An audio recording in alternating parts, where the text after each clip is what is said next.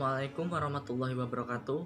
Nama saya Ahmad Nurifai dengan NPM 200101101008. Di sini saya akan mempresentasikan jurnal saya mengenai kedudukan sintaksis. Ada 4 poin bahasan yang akan saya bahas. Yang pertama mengenai sejarah sintaksis, yang kedua adalah kedudukan sintaksis, yang ketiga hubungan sintaksis dengan morfologi, dan yang terakhir adalah hubungan sintaksis dengan pragmatik.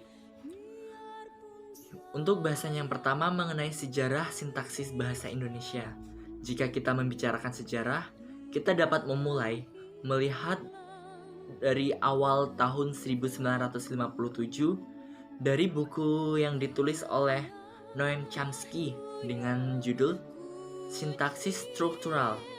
Di situ ada 3 komponen yang ditulis.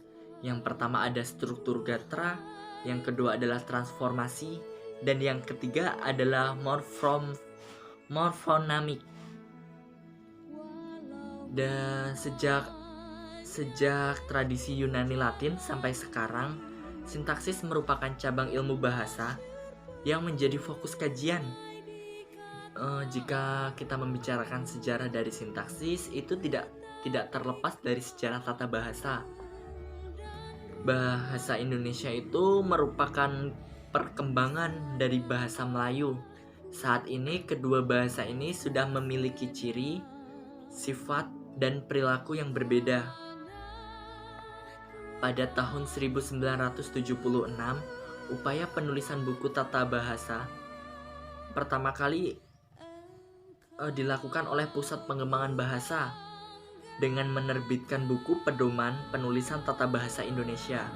Upaya tersebut membuahkan hasil, sehingga pada tahun 1981, M. Ramlan telah menulis buku Ilmu Bahasa Indonesia Sintaksis yang didasarkan pada pandangan teori-teori lingwatik struktural.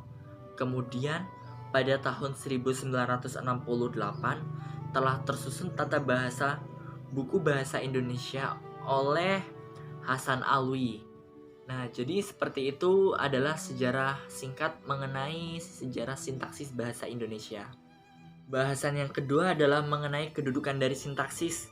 Yang dimaksud kedudukan itu adalah keberadaan atau keterkaitan sintaksis di antara cabang-cabang ilmu bahasa lain, yaitu fonologi, morfologi, dan sematik.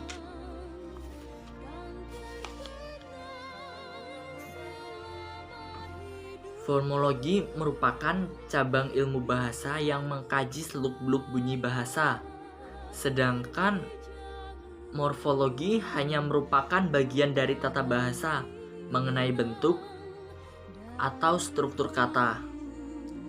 Jika sematik itu adalah sebagai cabang ilmu bahasa yang bertugas membicarakan makna, baik makna leksikal maupun makna gramatikal.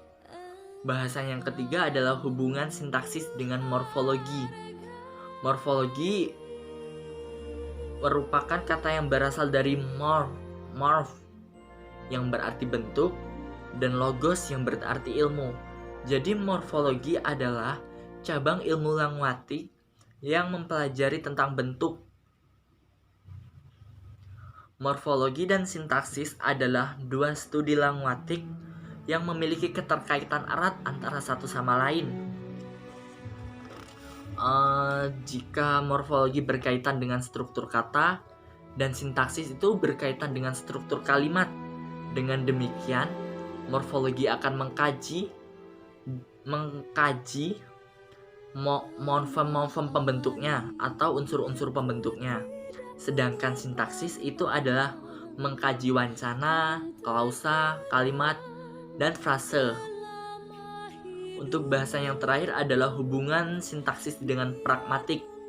Sintaksis itu adalah ilmu bahasa yang membicarakan hubungan antar unsur bahasa untuk membentuk sebuah kalimat.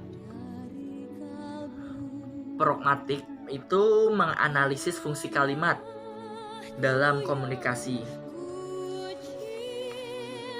Jadi pragmatik itu tidak hanya mengkaji ujaran kalimat, melainkan lebih dari itu.